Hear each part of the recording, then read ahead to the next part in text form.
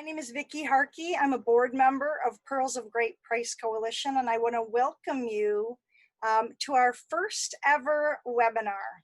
We are thankful that you have joined us and thankful to have Rita O'Brien with us. Rita is a fellow board member, a recent master's degree graduate, and a human trafficking survivor. This evening, she will share her story of faith and healing. In the time since Rita came to her first Pearls meeting, we have seen her grow in her confidence in herself and in her trust of others. It has been a blessing to see her blossom into a woman who has learned to push past her challenges so that she may share the truth about human trafficking and to help others affected by it. Rita will share with us for about 15 minutes, and then we will have a question and answer time. Feel free to type your questions from the Q&A tab while we're talking, and then I will read those later for Rita to answer. Because Pearls of Great Price Coalition is a faith-based organization, I would like to start Rita's talk with a prayer. Dear Father, our world is in a state of turmoil. It can be easy to forget that you are in control and you're keeping watch over all of us. We thank you for helping Rita to see how you never forgot her, even in the midst of her trauma. Bless her today as she is vulnerable with us and shares some really hard parts of her story.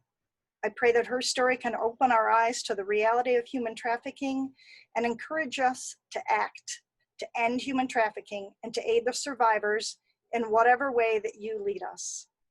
I also ask for prayers for Carrie Woods, the Pearls founder, as she is hospitalized and unable to join us today. In the name of the Father, Son, and Holy Spirit, amen. And with that, I would like to introduce my friend, Rita O'Brien.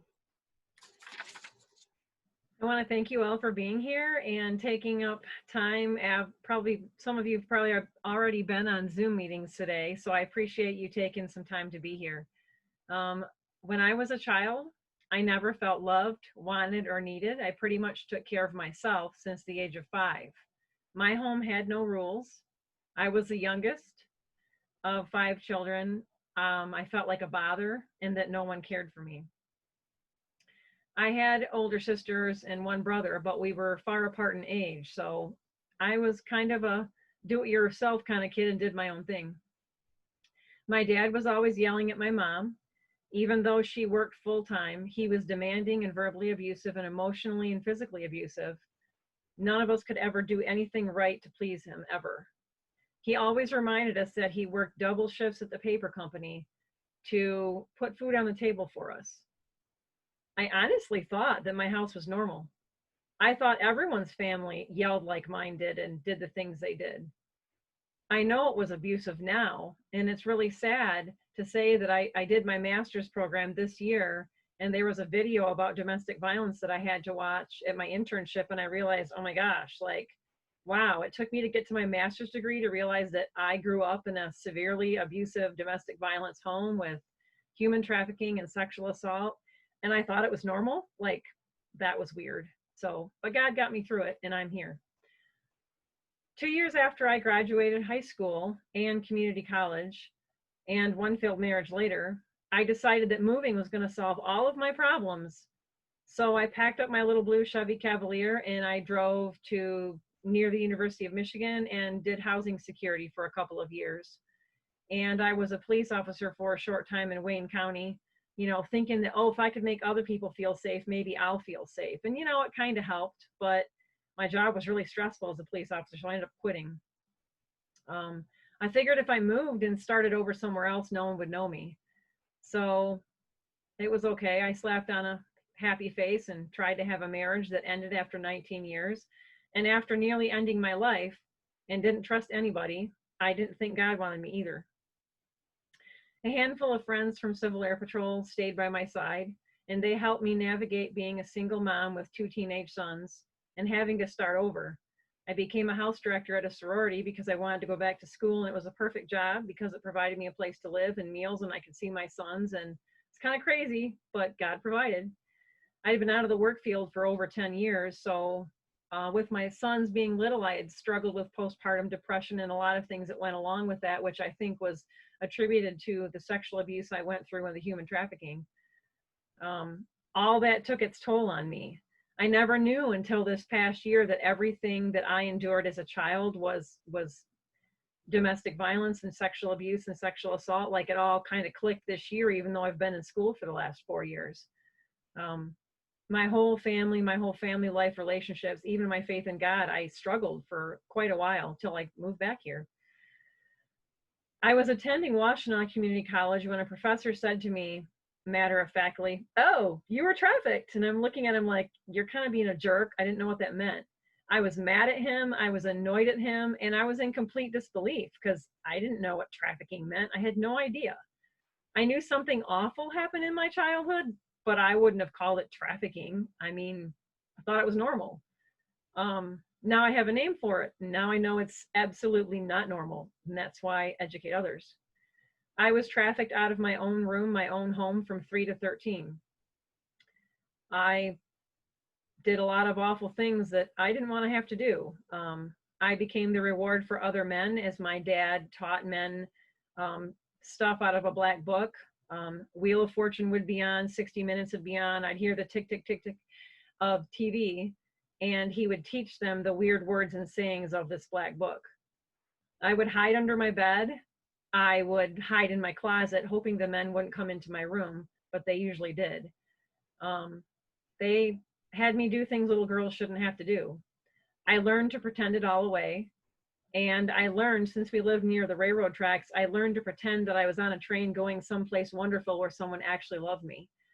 And when I started to read, I learned to read the Boxcar Children. So in my head, it was like my way of escaping. I just pretended I was one of the Boxcar kids, and, a rich uncle took me in, and loved me and cared for me. And that kind of was my dream, and that no one would hurt me anymore. Professor Teague from Washtenaw Community College told me to talk to Professor Manville at Eastern Michigan University, where I hope to get my bachelor's degree, which I did. Now I have my master's. So I'm the only person in my family to go to any school at all. I have 2 associate degrees and my bachelor's and now my master's. When I attended the International Human Trafficking Social Justice Conference at University of Toledo, and I got to speak there and share my story, there was a sign the first time that I went, posted at someone's table or on a t-shirt, from William Wilberforce. And it said, "You may choose to look the other way, but you can never say again that you did not know." And I just stood there and I'm like, oh my gosh, those words, like, it's so true. I did not know until I was 43 years old that what happened to me as a child was sex trafficking. It was rape, it was sexual abuse, it was sexual assault, domestic violence. When I went to the master's program, I kind of sat down and thought things over, and God did protect me. The evil men is what they did. It wasn't God's choosing, it was theirs. I met Pastor Carrie Wood. We got to continue to pray for her because she's in the hospital. The Pearls of Great Price Coalition had a meeting event to educate people on human trafficking at a church, and I didn't even know about labor trafficking. I was like, what? So I learned a lot there. And I remember they're sitting there thinking, as they put the presentation up on the board, that I didn't want to hear all this. I lived this for 10 years and I didn't know what to do. In fact, I ended up leaving because I just couldn't deal with listening to it. My fears, my shame, everything from my past, my fear of people, because I just never knew what people wanted. I was not the only child in the neighborhood my dad did this to. It happened to my best friend. It happened to many people. We were taken to a cult church and stuff was put in our food to make us sleep. And we were put in a little classroom with windows and people got to shop for us like a car. It was pretty awful. But I'm still here. So Pearls taught me that it's okay to cry. I held my tears in for over 45 years. When I spoke for Pearls at Schoolcraft College, when they played the Manasseh Project video with children's pictures on a big wall, I was like, oh my gosh, my picture should have been up on that wall. But nobody knew what to look for. Nobody knew how to help me. I was just considered an ADHD bad kid. But if I think about what I've learned in the last couple of years, what I was living was probably more like complex post-traumatic stress disorder. And I was just living in survival mode 24/7 because I never knew what was coming at me. As a child, I was threatened that my siblings would be killed or my dog or my cat would be killed if I tried to tell. And I only tried to tell one time. And I was punished horrifically. I wasn't allowed to have dinner. I was put in the pump house and the lights were turned off and a ticking clock was put on top to like mess up my sensory, issues. Now to this day, I can't stand ticking clocks. I'm fine with everything else, but and I was left there in that pump house in the bottom of it for 6 to 7 hours until I was allowed to come back inside. But God protected me. It was scary, but God was there. The first time that I actually really told my story was at a Pearls meeting.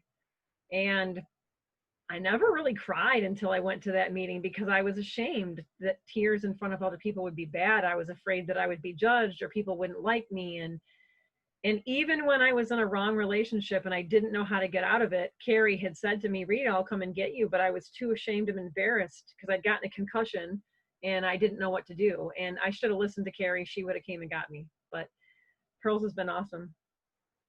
I left my job at the sorority as a house director because my mom needed help. And I love my mom. And my mom, I don't blame her for anything. She didn't even know what was going on because she was at work while all this happened.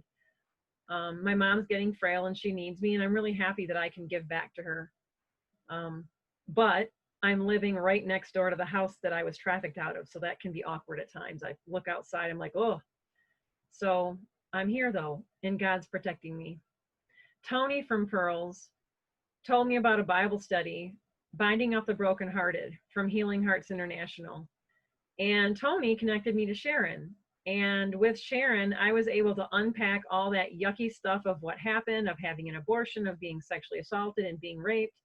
I mean, I lived it for 10 years and thought that was normal, and it's not. Sharon met with me for 11 to 12 weeks, and she never once judged me. She just listened and she prayed with me and she encouraged me. And I never had that. But who would have thought moving back home next to the house I was trafficked out of is where the healing began, because people loved me, from Pearls to Sharon to people in Civil Air Patrol. I mean, I just had to like trust people. So moving back home, God got me through this. And Pearls has been helping me. And it's kind of like walking around the walls and praying, God's got it. Isaiah 61:13 talks about the Spirit of the Lord is upon me. The Lord has anointed me to bring good news to the afflicted. He set me to bind up the brokenhearted, to proclaim liberty to captives and freedom to prisoners, to proclaim his favor and our God of comfort, to comfort those who mourn, giving them a garland instead of ashes, the oil of gladness instead of mourning, the mantle of praise instead of a spirit of fainting. So they will be called oaks of righteousness, the planting of the Lord, that he may be glorified. Then they will rebuild the ancient ruins. They will raise up for whatever stations, and they will repair the ruined cities and the devastation of many generations. And I believe human trafficking is generational, just like sexual abuse, domestic violence is generational. So the Lord made it clear to me since I was a child. I had a dream for many times of speaking in front of a group of people. I never knew what it meant until now. So I know God prepared me. I'm not saying I'd want to go back and live all that stuff again, but God protected me. I'm still here and I'm able to help others. So the dream was always talking in front of people, but I never thought it would be a topic that people would bury their head in the sands over. The Lord has brought me healing, and I choose to bring it to others. With my story and being real of this act of sexually abusing and trafficking children, and domestic violence and pornography must end, because pornography is part of it. It's taken me many years to heal, and I could not have done it without the help and support of others that God put on my path. Getting my master's degree in social work will help me help others that God has put in my path that I can assist. Pearls of Great Price helped me have a survivors retreat by the University of Michigan with Teresa Flores, and it was awesome to have 25 survivors and 25 helpers. Even though the building got a little small at that point, we had an amazing time of healing and helping one another. I never trusted anyone until the last few years, and I'm blessed that I can be a part of helping others and be a board member with Pearls of Great Price. I would rather be a drop of water in an ocean of doing something than a dried up grain of sand doing nothing. I just think about how if we all do something to end it, whether it be sex trafficking or labor trafficking, whatever it may be, if we all do something, it can end. Thank you all for listening. And I don't mind answering questions. Please remember not to judge a teenager or a woman or a man who has been trafficked. You don't know where their feet have gone. You don't know the heartache that they've traveled. I want to leave you with Matthew 13:45 and 46. The kingdom of heaven is like a merchant looking for fine pearls. When he found one of great value, he went away and sold everything he had and he bought it. To me, it's special because the meaning of my name, if you Google it, is Pearl. So I got all happy when I'm like, oh, my name means Pearl, and I'm worth the fight. And I know that others are worth the fight as well. So if we all fight together and do this battle, because it's worth it and we can do it. So I appreciate your time, and feel free to ask questions, because the only way things are going to change is if we ask the hard questions. Thank you so much. We do have one question. Could you give the reference for that Bible verse again? Okay, the reference, the first one was Isaiah 61:13.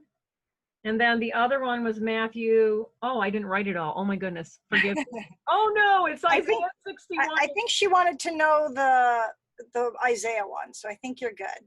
Okay, I'm sorry. Okay. Are there any other questions? We have Mary Lockwood wanted to thank you for sharing your story, letting you know that you're an inspiration. Sharon wanted to know that she's proud of you. So you did a beautiful job. We really appreciate that.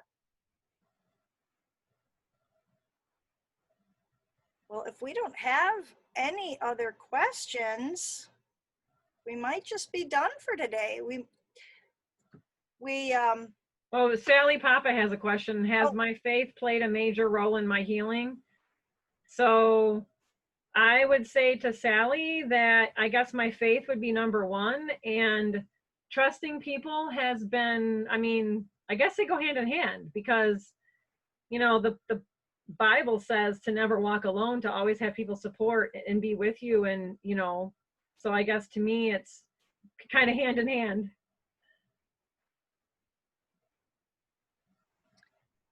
Well, thank you to everyone, again, who participated. We wanted to make this brief since it's our first webinar, and we couldn't have done it with all of you, without all of you, here. We really appreciate, again, Rita, that you shared your story with us. Well, there's more questions coming in. Wonderful. All right. I'll let you go ahead and answer them then.